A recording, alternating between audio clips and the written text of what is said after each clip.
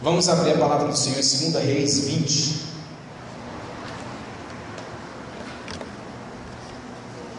2 Reis 20. Vamos ler do 1 até o versículo 11. Naqueles dias adoeceu Ezequias de morte, e o profeta Isaías, filho de Amós, veio a ele e lhe disse: Assim diz o Senhor: ordena a tua casa, porque morrerás e não viverás. Outras traduções dizem o seguinte: põe em ordem a tua casa, porque morrerás e não viverás. Vamos repetir comigo? Põe em ordem a tua casa, porque morrerás e não viverás. Só a igreja agora.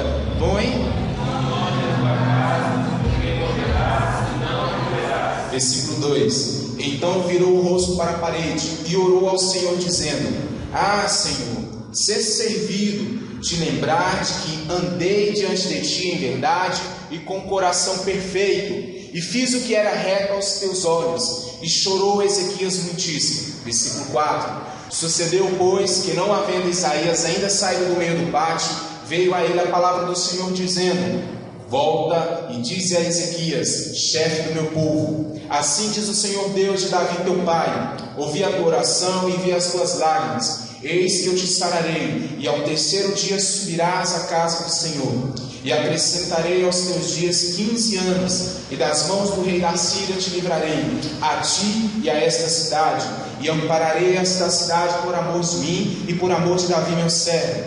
Disse mais Isaías: tomai uma pasta de figos. E a tomaram e a puseram sobre a chaga, e ela sarou. E Ezequias disse a Isaías: qual é o sinal que o Senhor me sarará, e de que ao terceiro dia subirei à casa do Senhor? Versículo 9. E disse Isaías: isto te será de sinal da parte do Senhor, de que o Senhor cumprirá a palavra que disse: adiantar-se-á a sombra 10 graus, ou voltará 10 graus atrás? Então disse Ezequias: é fácil que a sombra decline 10 graus, não aconteça isso, mas volte a sombra 10 graus. Então o profeta Isaías clamou ao Senhor e fez voltar a sombra 10 graus, pelos graus que já tinham declinado no relógio do sol de Acaz. Antes de sentarmos, repetimos mais uma vez o versículo 1 no final. Vamos lá? Põe em ordem a tua casa, porque morrerás e não viverás. Os irmãos possam se sentar. Aleluia. E sentados mesmo, fechamos os nossos olhos mais uma vez. Vamos mais uma vez falar com o nosso Deus. Pai, o Senhor já tem revelado a nós através dos hinos que foram tocados. O Senhor já tem revelado a nós através das orações, através da abertura deste culto. Mais uma vez nós pedimos encarecidamente, meu Deus. Abençoa, Pai, a vida da tua igreja. Usa-me, Senhor Deus, como um canal de bênção essa noite. Eu não quero ser, ó Pai, exaltado nessa noite, mas eu quero que o Senhor seja exaltado através dessa pregação. Fala a nós, ó Pai, fala às nossas famílias, ó Deus. Ajuda-nos, ó Pai, a pôr em ordem a nossa casa. Essa oração que nós fazemos, ó Deus, bloqueie cada, Senhor Deus, espécie de mal que possa se levantar durante essa pregação para atrapalhar, ó Pai, o lançamento dessa semente. Repreendemos todo espírito imundo, todo espírito de Satanás, tudo aquilo que ele tem levantado, ó Pai, para destruir as famílias do Senhor. Nós oramos, ó Pai, em nome do Senhor Jesus Cristo, e todos digam amém. Meus irmãos, estamos diante de um texto maravilhoso, um texto que é conhecido de muitos de nós, que vem falar de um rei de Judá, pastor Wesley, chamado Ezequias. Ezequias começou a reinar com 25 anos. Começou a reinar aproximadamente 715 anos de Cristo, e ele reinou por 29 anos. Ele era filho de um homem chamado Elá e de uma mulher chamada Abi, que era filha de Zacarias. A Bíblia vem falar, presbítero João, que ele foi um rei reto, que ele foi um homem justo, e que poucos homens houve na terra de Judá e em Jerusalém naquela época que foram como ele foi. A Bíblia é capaz de falar que ele acreditava tanto em Deus que antes não houve rei de Judá como ele, e que depois também não houve um rei de Judá, pastor Wesley, que tinha uma fé como esse homem tinha. Ele confiou em Deus e foi o Senhor com ele, e ele se revoltou com a Síria. A Síria naquele momento era um grande império que dominava toda aquela região. Então, onde tinha terra que tinha poder, onde que tinha terra que tinha dons, que tinham situações, que tinha plantações, que tinha riquezas, lá estava o Império Assírio para derrubar aquela terra, tomar as costas e fazer aquele povo ficar cativo. E Ezequias foi um homem que derrotou esse povo com a mão de Deus. Ele também feriu os filisteus. E no 4º ano, o rei da Síria, chamado Salmanassé, subiu contra Samaria, cercou a Samaria e levou aquele povo cativo. E Israel naquele tempo não escutava as palavras de Deus. Então aquele rei da Síria, irmão Nilson, pegou aquele povo e levou cativo. No 14º ano do reinado de Ezequias, outro rei da Síria, chamado Senaqueribe, subiu contra todas as cidades de Judá, ao qual era o reino de Ezequias. E ele pediu a um homem que se levantasse no meio daquele povo, longe da presença do rei, e falasse: olha, nós vamos tomar este lugar assim como nós tomamos todas as outras cidades. Não há nenhum reino, não há nenhum Deus sequer que pode parar o rei da Síria. Vocês estão fritos, na linguagem de hoje. Vocês podem chorar, vocês podem clamar a Deus. Fala lá para aquele rei seu lá, Ezequias, que ele não vai poder contra o rei da Síria. Então você pensa numa situação, um reinado que viu outro reino devastar tanto aquela região, e o próximo alvo era esse. O povo, mais do que depressa, presbítero João, chegou no rei Ezequias e falou com ele: olha, aquele povo está me lutando Judá. Eles estão decidindo tomar Judá para eles. E eles falaram que o nosso Deus não é Deus suficiente para parar este Deus, para parar este rei. Imediatamente, aquele povo que estava com as vestes rasgadas, em sinal de arrependimento, em sinal de temor, Ezequias também da mesma maneira se vestiu com panos de saco, com vestes rasgadas, se prostrou diante do Senhor e falou: meu Deus, quem é que vai nos livrar? O que é que vai acontecer? Imediatamente o profeta Isaías, que também era daquele tempo, tomou a par da situação, e alguns que estavam com Ezequias foram até ele e falou: profeta Isaías, está acontecendo uma situação triste. O rei da Síria está tentando tomar Judá. O que é que nós vamos fazer? Mas o que interessa, Isaías recebe de Deus uma palavra de poder, recebe uma palavra de vitória para mim, e fala com o rei Ezequias que esse povo não será forte o suficiente para tomar a cidade de Judá. Mais do que depressa, o povo volta, encontra Ezequias prostrado e adora com ele o nosso Deus, e ora ao nosso Deus em agradecimento. Neste momento, Ezequias faz uma oração tremenda ao nosso Deus, faz uma oração tão forte, que naquela noite, pastor Wesley, um anjo enviado do Senhor foi até o arraial onde aquele povo estava e matou 185 mil homens. Imediatamente, logo após a oração do rei Ezequias, logo após a oração de Isaías, no mesmo momento, na mesma noite de Menezilda, foi derrotado 185 mil homens de guerra. Nós adoramos a esse Deus, meus irmãos. Nós adoramos a um Deus que é vitorioso, Deus. Nós adoramos a um Deus que, mesmo quando tudo que diz que não, Ele vem e fala: sim, é possível. Sim, a sua família pode ser restaurada. Sim, a sua família vai vencer. A sua família está passando por tribulação, mas eu sou Deus e eu vou te abençoar. Esse era o cenário da situação naquele momento. Mas logo após isso, nós lemos no capítulo 20 que o mesmo profeta Isaías chega para ele e fala: põe em ordem a tua casa, porque tu morrerás e não viverás. Então, nenhum homem que reinou 29 anos, um homem que era santo, um homem que era justo, que a Bíblia vai falar que não houve nenhum rei como ele em Judá, estava agora diante de uma sentença de morte. Ele já não sabia o que fazer. O profeta Isaías vem para ele e fala, nós vemos no versículo 3 que ele teme, que ele chora de medo. Versículo 3 diz o seguinte: ah, Senhor, ser servido de lembrar de que andei diante de ti em verdade com o coração perfeito e fiz o que era tão reto aos teus olhos. E chorou Ezequias muitíssimo. Nós estamos vendo agora um homem que derrotava exércitos, um homem que confiava em Deus, chorando muito. Imagina-se nessa noite isso. Alguém, um anjo do Senhor chegando e falando: olha, você vai morrer. Resolve aí o que você tem que resolver, porque você vai morrer. Que tristeza. Que tristeza é essa, saber que a morte já está próxima. Apesar de nós sabermos que a qualquer momento nós podemos deixar este mundo, essa notícia é uma notícia ruim. É uma notícia triste, que traz tristeza à nossa família. Abrindo parênteses, eu estou com um vizinho que até nos visitou na outra igreja, quando a gente estava mais embaixo, está com câncer, está numa situação muito triste. E o médico na semana passada deu poucos dias para ele. Olha, você tem mais ou menos 3 dias de vida. Isso foi na sexta-feira passada, retrasada, perdão. E ele já tem aí aproximadamente 10 dias depois desse anúncio. Fui lá, nós oramos por ele, pedimos a Deus que se fosse para a honra dele, que ele pudesse curar. Mas isso é uma situação triste, meus irmãos, é uma situação triste. A gente sabe que a pessoa está com os dias contados. E essa era a situação do rei Ezequias. Ele estava com os dias contados.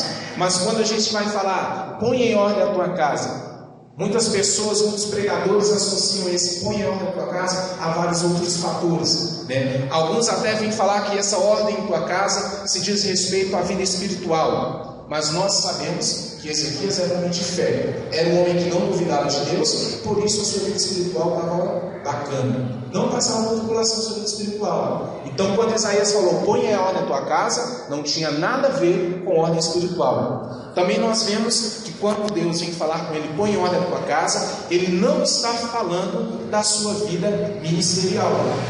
Porque como rei, como ministro de Deus naquela época, ele também era joia. Ele tinha acabado com toda a idolatria que existia naquele momento. Ele tinha derrubado todos os altos que o povo de Judá tinha erigido a deuses estranhos. Então estava numa baderna toda, estava numa idolatria toda. Chegou o rei Ezequias e acabou com tudo. Então nós sabemos que o põe em ordem a tua casa não tinha nada a ver com a sua vida ministerial. Mas Deus está realmente falando da família de Ezequias. Muita gente não quer pensar na morte. Eu até brinquei essa semana que o envelhecimento é a morte em prestação, né? A gente está passando, a gente envelhece, um ano é uma dor aqui, outro ano outra dor aqui, e vai aparecendo as situações. Isso é a morte chegando às prestações. Tem gente que vai morrendo ano a ano. O aniversário é um dia de muita graça, de alegria, mas se a gente parar para pensar, a cada dia que passa a gente está mais próximo da morte. E para que isso seja uma notícia boa para a gente, para os nossos familiares, nós precisamos estar preparados. Nós precisamos, assim como Ezequias, saber o que é esse põe em ordem da casa. O que é que Deus está querendo falar com Ezequias? O que é que Ele está querendo falar com você nessa noite? Nós precisamos estar prontos para quando a morte chegar. Nós devemos estar com o espírito próximo de Deus. Nós devemos estar com a nossa família próxima ao altar de Deus. Nós devemos estar próximo do nosso Pai. Nós vamos ver em 2 Coríntios 5, 1, 3. Os irmãos possam abrir a palavra do Senhor, 2 Coríntios 1, 3, por favor. Vamos estar lendo um versículo. 2 Coríntios, capítulo 5, versículo 1, versículo 3. Onde Paulo vem falar o seguinte: porque sabemos que, se a nossa casa terrestre deste tabernáculo se desfizer, temos de Deus um edifício, uma casa não feita por mãos, eterna nos céus. E por isso também gememos, desejando ser revestidos da nossa habitação, que é do céu, se todavia, estando vestidos, não formos achados nus. Então Paulo vem falar o seguinte: nós temos uma morada no céu, nós vamos para lá, se todavia quem morrer for achado vestido e não achado nu.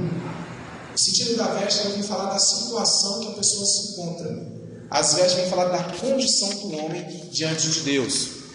Nós precisamos estar prontos, meus irmãos. Também no mesmo capítulo, no versículo 8 e 10, vem falar o seguinte: mas temos confiança e desejamos antes deixar este corpo para habitar com o Senhor, pelo que muito desejamos também ser-lhe agradáveis, quer presentes, quer ausentes, porque todos devemos comparecer ante o tribunal de Cristo, para que cada um receba segundo o que tiver feito por meio do corpo, ou bem ou mal. Nós não podemos estar neste dia de mãos vazias diante do Senhor. Nós acabamos de ler que logo após a morte nós seremos julgados, diaconeus. Nós seremos julgados por aquilo que nós tivermos feito com o nosso corpo, seja bom ou seja mal. Vamos pensar na tristeza que deve ser chegar diante do Senhor. Cadê os 10 talentos que eu te entreguei? Cadê um talento, 5 talentos? Cadê aquilo que eu te confiei?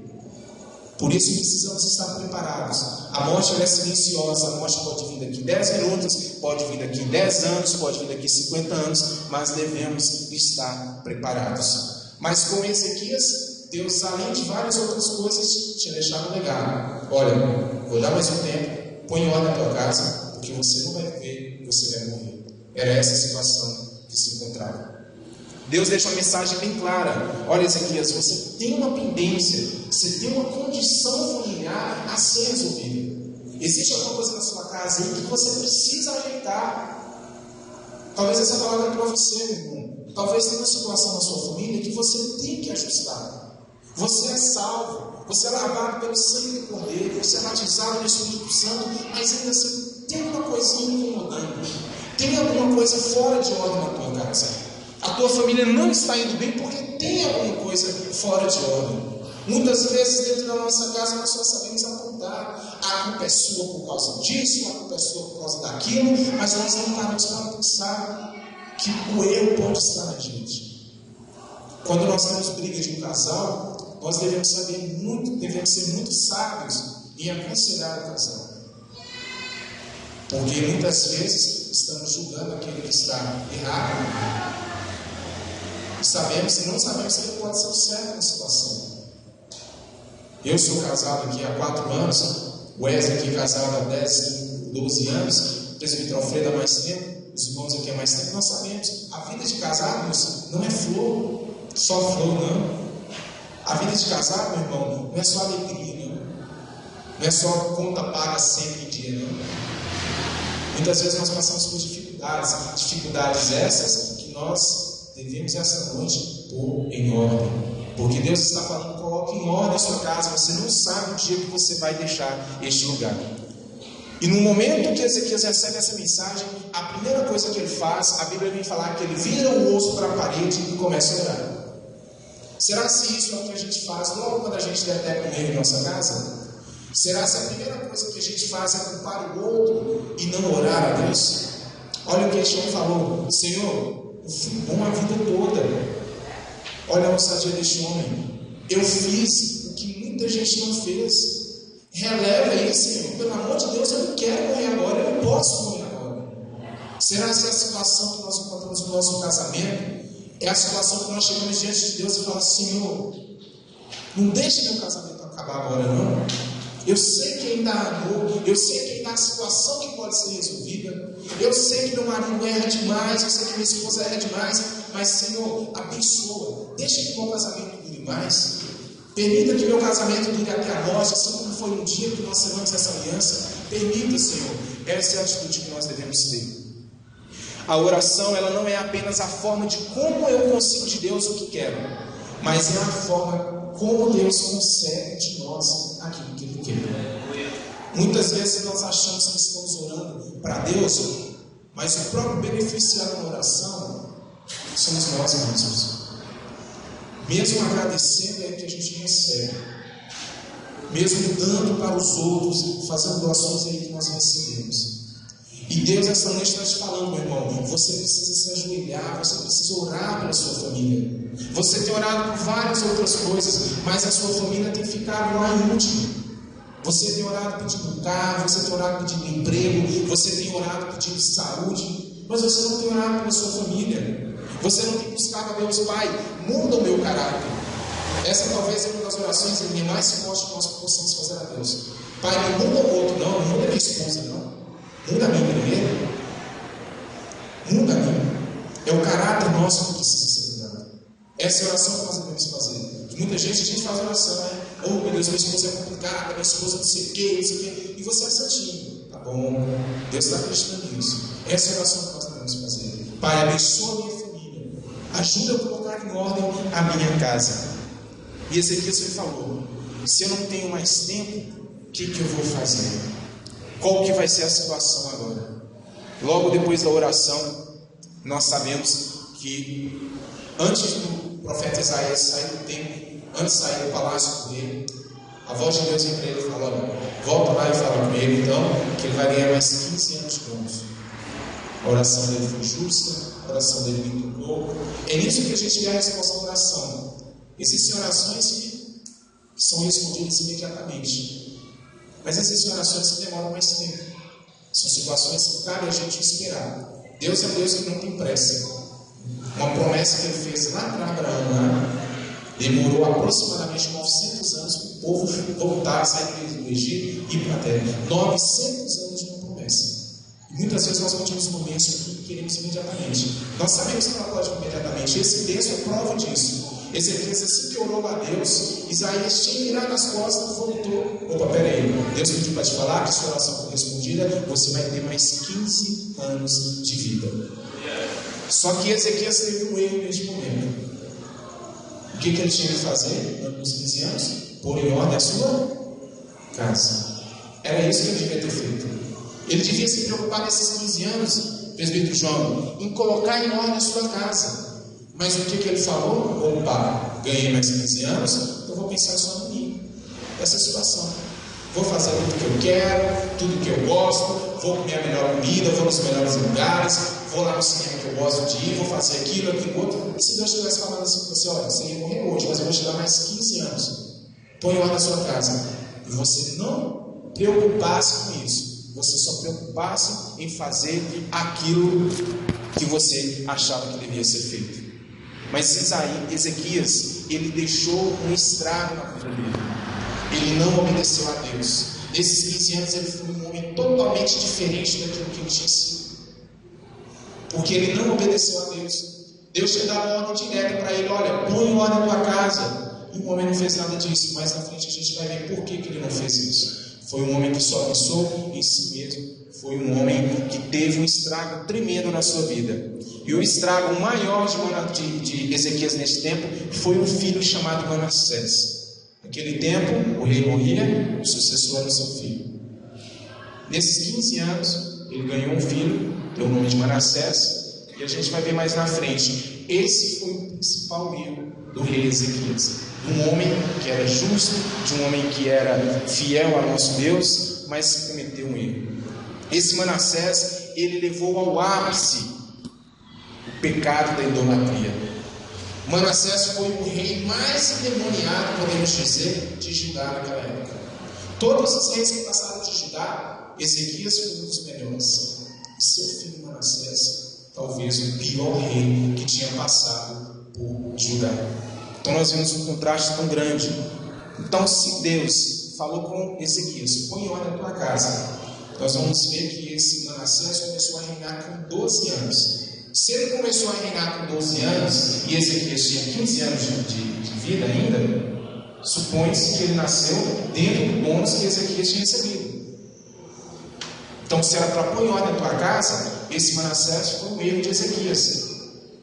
Porque algumas pessoas, fazendo esse estudo para trazer essa palavra, alguns pregadores até falaram que compensava Ezequias ter morrido naquele tempo do que ter vivido 15 anos e ter estragado a história de Israel. Nós vamos ver o tanto que este homem foi feito. Nós vamos ver em Jeremias 15:4 que Deus vem falar o seguinte com o profeta Jeremias: entregá-los-ei ao deserto em todos os reinos da terra, por causa de Manassés, filho de Ezequias, rei de Judá, por tudo quanto fez em Jerusalém. Então o povo do Senhor se tornou maldito por causa das coisas que Manassés, filho de Ezequias, tinha feito. Do homem que Deus tinha falado, põe em ordem a tua casa. Ele não fez isso porque o seu filho estragou a história de Israel, estragou a história do povo de Deus. Colocar a sua casa em ordem talvez é mais importante do que alcançar qualquer milagre da parte de Deus. Muitas vezes nós estamos orando, pedindo a Deus, como eu falei, bens materiais, saúde, pedindo prosperidade, mas pôr em ordem a nossa casa é mais importante do que tudo isso. Trabalhar pelos nossos, investir nos nossos, investir na nossa esposa, no nosso esposo, nos nossos filhos, é mais importante do que orarmos para o nosso Deus pedindo bens materiais. Nós devemos sair daqui essa noite com essa mensagem. A Bíblia vem falar: honre o teu pai e a tua mãe para que tudo te vá bem e prolongue os dias nesta terra. Então Paulo vem falar que este é o primeiro mandamento com promessa. Se você honrar seu pai e sua mãe, todas as suas coisas vão bem, e os seus dias na terra serão prolongados. Então nós sabemos que assim como Deus vem falar que honrar pai e mãe prolonga os dias, ao contrário também é verdade. Nós vamos ver no livro de Samuel, onde os filhos de Eli, uma família totalmente bagunçada, totalmente desorganizada, que cometeram pecado com Deus no templo, que cometeram pecado com várias pessoas, principalmente com o nosso Deus, receberam a maldição. E aquela família se tornou maldita por causa dos atos que os filhos de Eli cometeram. Ao invés de Ezequias procurar manter a sua casa em ordem e viver, ele não deu ouvidos ao que o Senhor falou. Mas existe uma razão pela qual ele não deu ouvidos a Deus. Tem a ver com a visão equivocada que ele tinha a respeito da próxima geração. Vamos lá no texto nosso, de novo, no 2 Reis 20, e vamos ler do versículo 12 ao versículo 17, para a gente entender essa situação.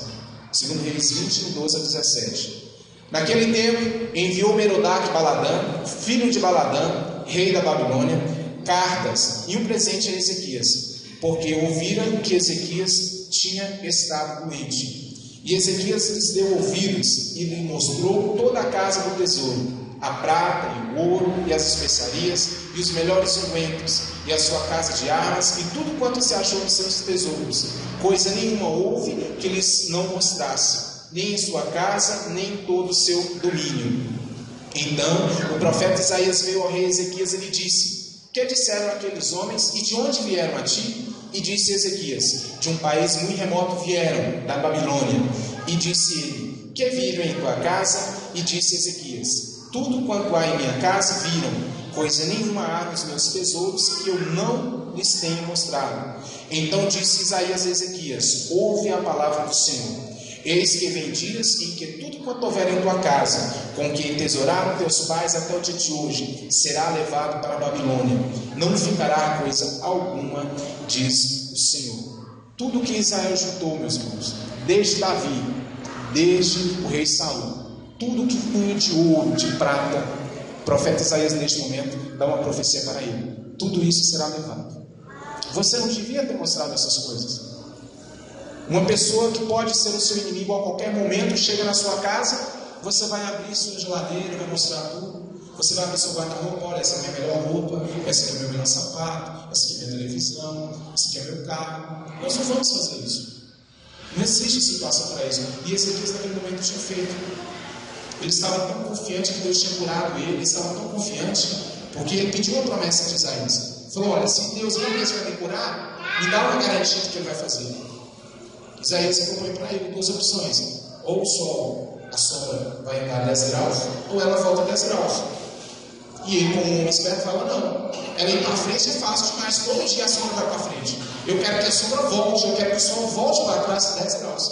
E assim foi feito. Olha para vocês verem. Deus interfere de tal modo na oração de um homem que ele é capaz de mudar a situação do sistema solar, a situação do universo, para provar que ele é Deus. Pensa na situação: todo dia a sombra tem para um lado, todo dia para um lado. Você faz uma oração a Deus e Deus vai falar: não, eu vou te dar a prova que eu vou fazer. A sombra volta para trás. Foi isso que aconteceu com Ezequias. Mas ele estava tão empolgado que logo que essa pessoa enviada da Babilônia foi em sua casa, ele acabou levando todas as coisas. No versículo 18 diz o seguinte: e ainda até de teus filhos que procedem de ti e que tu gerares tomarão para que sejam eunucos no palácio do rei da Babilônia. Então, até os filhos deles seriam levados. Eunucos seriam aqueles que trabalhariam para o rei da Babilônia e ao mesmo tempo seriam castrados. Eunuco significa isso: servos que serviam ao rei da Babilônia que eram castrados. Ou seja, o povo de Israel corria um grande risco porque não tinha como mais procriar. Eram pessoas que eram eunucos que corriam um grande risco. Se eles não podem ter filhos, o povo de Israel corria um maior risco de não ter continuidade. Mas ele não estava preocupado. No versículo 19 ele vai falar o seguinte: então disse Ezequias a Isaías: boa é a palavra do Senhor que disseste. Disse mais: e não haverá, pois, em meus dias paz e verdade? O que ele falou aqui foi a pior coisa que ele podia ter falado. Não, muito boa essa palavra de Deus, parabéns, que aconteça isso, mas é lá na frente. Isso não vai ser nos meus 15 dias. Vai ser levado da prata e do ouro, mas é lá na frente. Agora não vai ser levado nada. Boa é a palavra do Senhor. Vai ter paz, vai ter prosperidade nos meus dias, e é isso que importa. Muitas pessoas hoje estão do mesmo jeito que ele. A gente ouve falar do problema principalmente das águas. Olha, os seus netos vão sofrer, os seus bisnetos vão sofrer por falta d'água. Muitas vezes a gente vai e fala, é lá na frente ainda. Hoje eu ainda tenho água com fartura. Hoje eu ainda tenho bênção com fartura. Então é lá na frente, ixi, eu não vou nem estar aqui, eu já vou ter morrido, já vai ter passado 50 anos. Olha a situação que nós nos encontramos. A mesma situação que um rei se encontrou aproximadamente 2.700 anos atrás. Então nós precisamos parar de pensar dessa maneira. Muitas vezes, Nilson, nós estamos como Davi estava.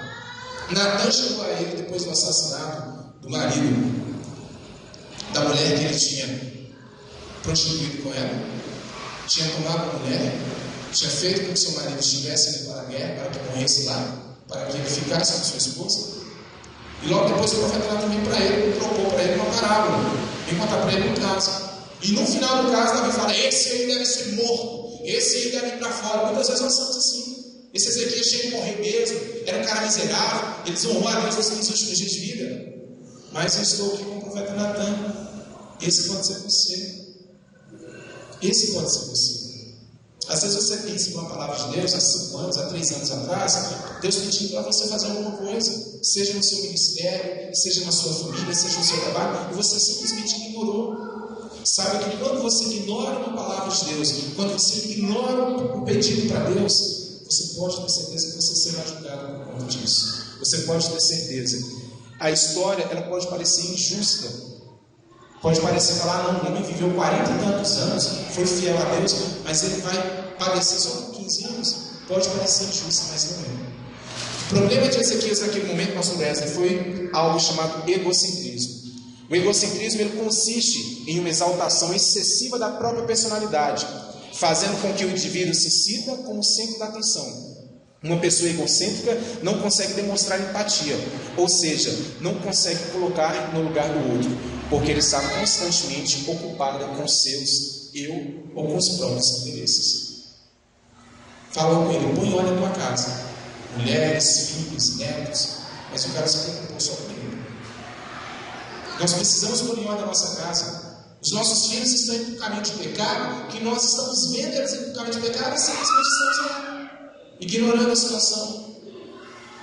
E aí, pai, mãe, vocês serão cobrados dos seus filhos. Diante de Deus, Deus confia. Os filhos são heranças de Deus, são presentes de Deus, mas nós precisamos cuidar deles. Tem um filho agora de 1 ano e meio, a gente precisa ajoelhar toda noite, orar pelos nossos filhos, profetizar sobre a vida dos nossos filhos. Não podemos desistir dos nossos filhos.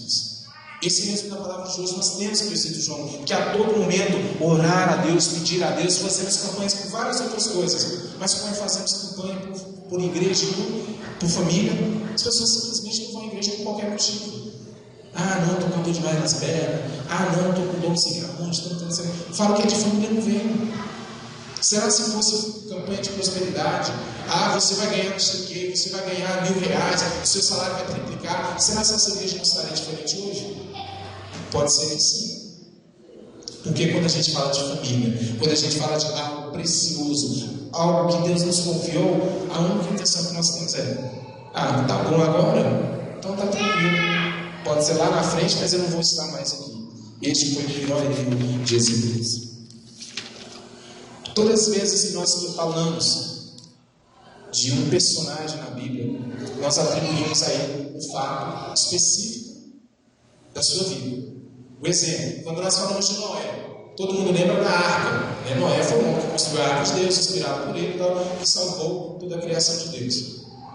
Quando nós falamos de Paulo, Paulo foi um homem, um judeu que encontrou Jesus, que caiu no cavalo, ficou cego por um período, mas encontrou a Deus, e talvez tenha sido o maior cristão que essa terra já tenha visto.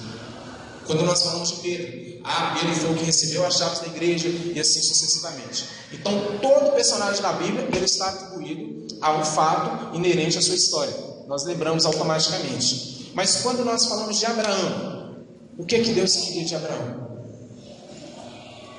Abraão foi chamado pai da fé. Deus tinha, assim como Davi, tem uma característica que derrubou o gigante Golias, que foi um grande rei.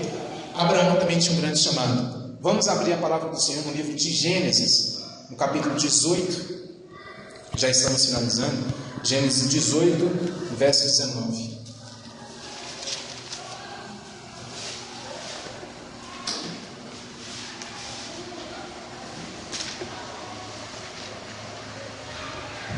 Gênesis 18, 19. Qual que era a função de Abraão? Porque eu tenho conhecido que ele há de ordenar os seus filhos e a sua casa depois dele, para que guardem o caminho do Senhor, para agirem com justiça e juízo, para que o Senhor faça vir sobre Abraão o que acerca dele tem falado. Então, simplesmente a tarefa de Abraão era ordenar. Abraão devia ordenar, meu irmão, que todos os seus filhos seguissem os mandamentos do Senhor. Os mandamentos que Deus entregara a Abraão era a função dele.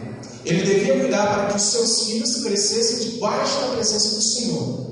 Nós vemos que nesse versículo é usada a palavra ordenar. Essa palavra em hebraico é a mesma palavra que está no texto-chave que nós lemos nessa pregação. Põe em ordem, ordene. Essa palavra em hebraico é tzavá. O significado dela em hebraico é mandar, ordenar, dar ordens e decretar. Então esse dar ordens, mandar, Gênesis aqui, é o mesmo versículo da Êxodo 20 que nós temos. É exatamente a mesma palavra em hebraico utilizada em Gênesis quando vem falar Abraão devia ordenar, Abraão devia dar ordens, Abraão devia ordenar a sua família, dar entendimento à sua família. É a mesma palavra utilizada no texto que nós lemos. Põe em ordem a sua casa, que significa mande na sua casa, ordene, decrete na sua casa. Era isso que o rei Ezequias devia fazer. Ele recebeu uma voz de Deus, uma voz de comando. Ele devia instruir, ele deveria treinar. Em Deuteronômio 6, nós vamos ver que a palavra do Senhor, Moisés, vem falar que todo judeu, que todo homem da tribo de Israel, de todas as tribos, deviam colocar a palavra do Senhor na sua fronte, orar de manhã e de noite. Era o que a Bíblia vem falar, que era bem no início. O povo lá no deserto era o que foi ensinado. Olha, o homem precisa meditar na palavra do Senhor de dia, de noite. Tinha circuncisão. O que era circuncisão? 8 dias de nascido. O pai tinha que pegar o seu filho e circuncidar. Se o filho estivesse mais velho e falar: filho, eu transfiro para você a aliança que foi feita comigo quando eu tinha 8 dias de nascido. Então a situação era passada de geração em geração. Era o que tinha. Nós vamos ler que a responsabilidade do pai transmitir a promessa para o filho era para todo judeu. Os judeus até hoje relembram toda a situação, todo o Pentateuco, o judeu mais fiel possível pode saber a de cor todas as leis, tudo que Moisés instruiu, porque veio de Deus. Medite na minha palavra de dia e de noite. Você precisa orar de manhã, de tarde, de noite. É o processo que todo judeu encontra. Nós vamos ler no Salmo número 44, no versículo 1, o seguinte: ó Deus, nós ouvimos com os nossos ouvidos e nossos pais nos têm contado os feitos que realizaste nos seus dias, nos tempos da antiguidade. Mais uma vez, eles fazem o que os seus pais fazem. É uma conexão. Pai passa para filho, filho passa para neto, neto passa para bisneto. No Salmo 78 vem falar também da mesma maneira: os quais temos ouvido e sabido, e nossos pais nos têm contado. Não as encobriremos aos nossos filhos, mostrando à geração futura aos louvores do Senhor, assim como a sua força e as maravilhas que ele fez. A Bíblia ela só foi escrita porque foi passada de geração para geração. Essa palavra, este livro que nós temos hoje, demorou aproximadamente 1.200 anos para ser escrito. Foi passado de geração em geração. E hoje, simplesmente, o que a gente faz? Nós sabemos ali um pouco do Evangelho, sabemos um pouco da Escritura, simplesmente não passamos para os nossos filhos. Ah, não, tem a igreja lá, tem a escolinha agora lá para as crianças, eles aprendem lá. E em casa, você não vai falar nada, não? Você não vai ordenar o verbo de salvar? Você não vai instruir? Você não vai mandar? Você vai dar ordem? Não. Você vai esperar seu filho ir para a rua, você vai esperar seu filho prostituir, usar droga, para depois você falar: meu Deus do céu, estou na igreja há tanto tempo, meu filho está nas drogas. E lá atrás, você executou o mandato do Senhor, põe ordem na casa, ordene, dê ordem, seja voz passiva. Muitas vezes hoje que a gente tem sofrido, que muitos pais têm sofrido, é justamente isso. Ah, não, eu não vou reclamar do meu filho, porque o meu filho eu não posso xingar. Ninguém pode xingar seu filho, ninguém pode destruir seu filho. Essa situação que a gente coloca. Quando a gente não chama a atenção do nosso filho, outros de fora vão chamar a atenção, a gente acha que o outro é ruim. Não, fulano de tal mexeu com meu filho, mexeu comigo. Mas se você não dá ordem na sua casa, se você não ensina a palavra na sua casa, se você não dá a Bíblia para o seu filho, ele não vai aprender por conta de outras pessoas. Mais uma vez nós vamos ver que o avivamento presbítero Alfredo dificilmente ele passa de uma geração para outra. Nós vamos ver no livro dos Juízes, nós vamos ver no livro de Juízes, que vem falar: levantou-se uma geração que pecava contra Deus, pecava, idolatria, afastava de Deus, e Deus, na sua misericórdia, depois que essa geração orava a Deus, mandava um juiz, ou voltava tudo para Deus, fazia tudo certo de novo. Passava um tempo, ao povo tudo em pecado de novo, voltava a cometer a mesma idolatria, os mesmos pecados, ignorando a Deus. Deus mais uma vez mandando. Então a gente vem ver que o principal problema da igreja são altos e baixos. Em um tempo você está forte, você está firme, você está fervoroso. Deus tem que você está burro. Você tanto faz, tanto fez. Em um tempo você não suporta a mentira, você não suporta a ganância, você não suporta a prostituição.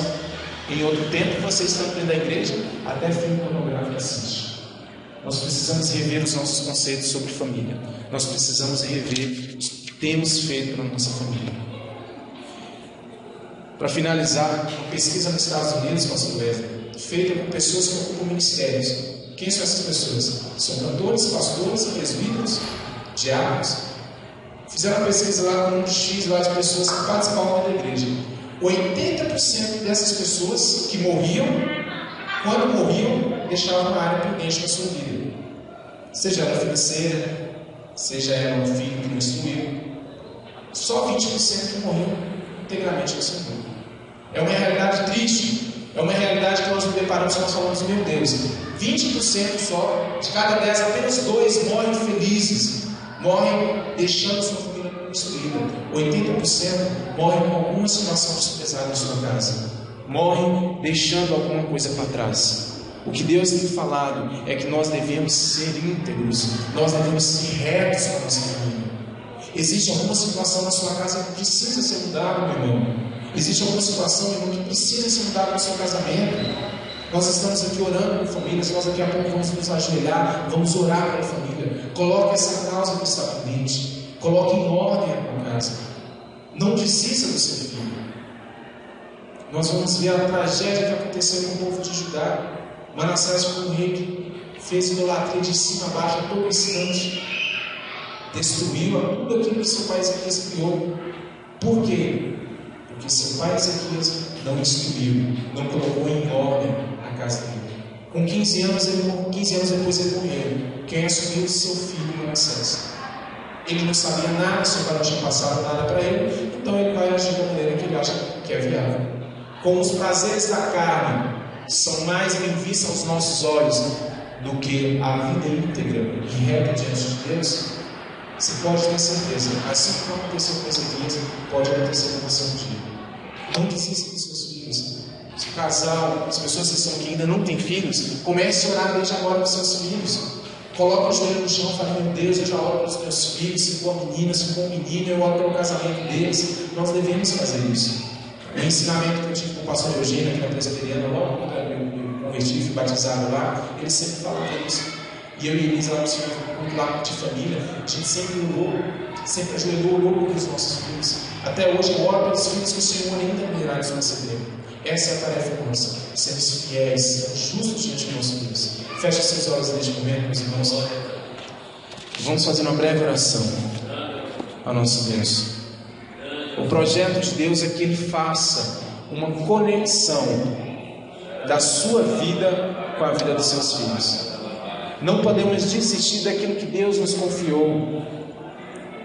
Perceba, vai no íntimo seu e agora. Fala: Senhor, o que precisa ser mudado na minha casa? O que eu preciso para pôr em ordem a minha casa? Eu preciso tirar o que é a briga todo dia seletivo. Eu preciso tirar o que é a novela. Eu preciso pôr o quê? Eu preciso tirar, mas eu preciso pôr o quê? Será que você está faltando na leitura bíblica com seus filhos? Será que você está dedicando mais tempo a programas televisivos do que a leitura da palavra? Será que você está dedicando mais tempo na oração para seus filhos? O que realmente é necessário? Para finalizar, os nossos filhos são exatamente a resposta daquilo que pedimos ao nosso Deus. Nós precisamos fazer, presbítero João, que a geração seguinte permaneça fiel. Jesus Cristo, ele pode voltar hoje, ele pode voltar amanhã, mas ele pode voltar daqui 100 anos. Se ele voltar daqui 100 anos, a sua posteridade, a sua geração encontrará santa diante do nosso Deus. Trabalhemos para isso. Senhor, nós te agradecemos, ó Pai, pela tua palavra. Nós agradecemos por mais uma vez o Senhor Deus ter derramado o teu poder através da tua palavra. Pai, nós consagramos ao Senhor, ó Pai, e pedimos encarecidamente: mostra-nos, ó Deus, onde precisamos melhorar. Mostra-nos, ó Deus, onde devemos pôr em ordem a nossa casa. É a oração que nós fazemos em nome do teu Filho Jesus. Amém, amém e amém.